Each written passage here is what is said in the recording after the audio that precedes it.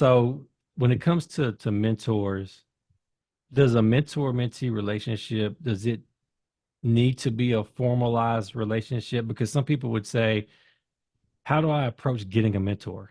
Right? Like they don't even know where to start or Yeah. how to ask somebody. Should they ask somebody? Does it need to be a formal relationship? And if it can or it should, Yeah. how should somebody go about finding or getting a mentor? Yeah. Or is there a way to be mentored by people and they're not even aware of it? Bingo. Bingo. So let me make sure I answer the question. I think the most powerful mentor-mentee relationships are the ones that feel informal. Whether or not they were started as formal pairings or not, the ones that are most impactful to me have been the ones that are more informal. Because a lot of times what you're dealing with is people trying to build trust to put themselves out there for guidance, support, and advice. Hmm. And what I found, at least as when I was first obtaining my first mentors and all that, it was the relationships that were much better, stronger, and more effective were the ones that we can, you know, I won't try not to cut. We can just have conversations and shoot the, whatever, shoot the breeze, Hmm. um, and then get into those other things. Well, hey, here's what I'm dealing with. Versus coming to the table where last week we talked about this. These are my three bullet points, and I said I was going to do this, and I didn't do that.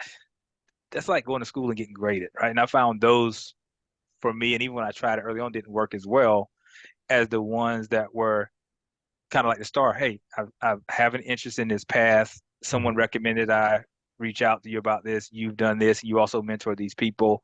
So you get the independent transparency piece, you get the relevant experience piece, um, you get the accountability piece, right? And not in a formal way, but it's on you to schedule time with me, and I'm here for you. And I'm going to ask you about the goals you set for yourself. But if you don't do them, I'm not going to beat you over the head and charge you another $200 to talk to you next week. You know what I mean? Yeah. So I think the more informal ones are the most impactful ones. And then to the point about you made at the end is super powerful because the mentors that that I would say were my first mentors didn't even know they were because they were leading by example. They were relationships that I had, but I watched how they moved. I watched how, and then I would have a conversation like, "Hey, I saw how you handled that situation at your that was pretty difficult, way different than I would have. Hmm. What made you handle it that way?" Okay. Again, didn't even say you're my mentor, but I did acknowledge, "Hey, I look up to how you move. I see the career trajectory you've taken. Hmm. Um, mind if we talk about that?"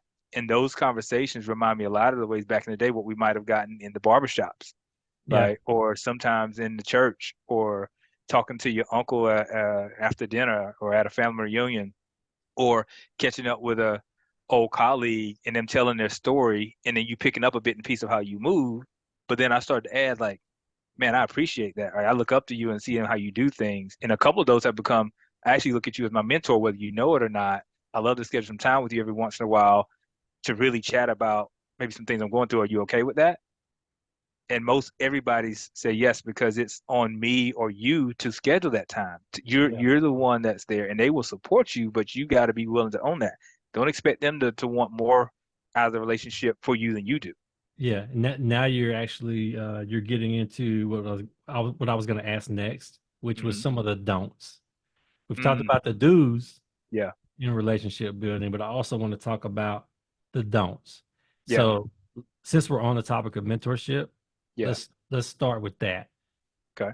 If you're a mentee aspiring Hmm. to have a mentor relationship with someone, what Yeah, are the don'ts for the yeah, mentee in terms of how to approach that situation with a potential mentor? yeah. Oh man, I would say, oh, that's always see that's the half empty side, but I'm gonna go there. I always think of the do's first. So I'll think of the don'ts. I would say, don't expect a mentor to immediately be able to change your world. Mm, It doesn't work like that, right? Just because you gain a mentor does not mean that's gonna open all the doors you felt that might have been closed, or you're all of a sudden gonna get a magic bullet out of the gate, right? So setting expectations about the relationship, because it's really, again, it's a relationship building thing. That person is often there to really help give you perspective, ask you some really deep questions about what you're trying to achieve to kind of help you have some self-realization. Hmm. At the end of the day, that should then fill you up and give you different energy to go after some things you might be after. Right. Um, don't I would say don't be afraid. Uh, Mm. don't be afraid to seek out or let somebody know that you've been maybe admiring from a distance or recognize how they're moving to Yeah. let them know that you've recognized that they've had some success and you're at a point in your life where you're looking for someone that you can speak with about it. I think don't be afraid even not to even ask to be a mentor. Just ask if they're open to have some conversations because then Yeah. that turns into, if it's a fit, Yeah. a mentor mentee relationship, right? Because sometimes the pairings just don't work. You can have someone say, "Hey, reach out and talk to somebody," and Yeah. that could be a really good one-time conversation, but it may not make sense to be a mentor mentee conversation, Okay. right? So And don't be afraid. Don't be is that afraid to a reach out. Yeah, is that a softer sell, you think, than would that potentially scare some people off if you say, "Hey, will you be my mentor?" and you put that it label on could. it? Yeah, it could because that comes with on both sides some expectations, right? A lot of times, if it's like, okay, what does that mean? People's definitions might be, oh, you want to talk to me every week for an hour, Yeah. right? And that may not even, and I would say that to me is not necessarily the case. Yeah. It could be with the right mentor-mentee relationship and the right environment, the right opportunity, Yeah. but it doesn't have to. But sometimes people receive that as, okay, what is this person really asking of me? If Right. it's, I've, I love what you've done with your career. I see not only have you been successful in corporate, you seem to have your family together. You started a business on the side. I hear you talk about, you seem to be passionate about volunteerism. How do you do it all? Can we chat? I'd love to take you to lunch, right? Yeah. I'd love to catch up. Yeah. And then that may spark such a good conversation that you might want to do it again. Yeah. And that's how you know if there's a real fit there. And then over time, it's like, man, it could fall back and just be like, man, you just cool, man. You want to go to the game or Yeah. Yeah. uh, you want to catch a movie, you want to go catch this sporting event. Hey, my organization's doing X, Y, and Z. I'd love for you to come by and check it out. And over time, it could turn into something different, right? That So out do, of the gate, I'm looking for a mentor. Would you be my mentor without context, without color, without that yeah. the form thing? Who are you? I mean, I know you, Yeah. but like, why are you even looking for a mentor in this point in your life? Yeah. Could be met with, I don't have time.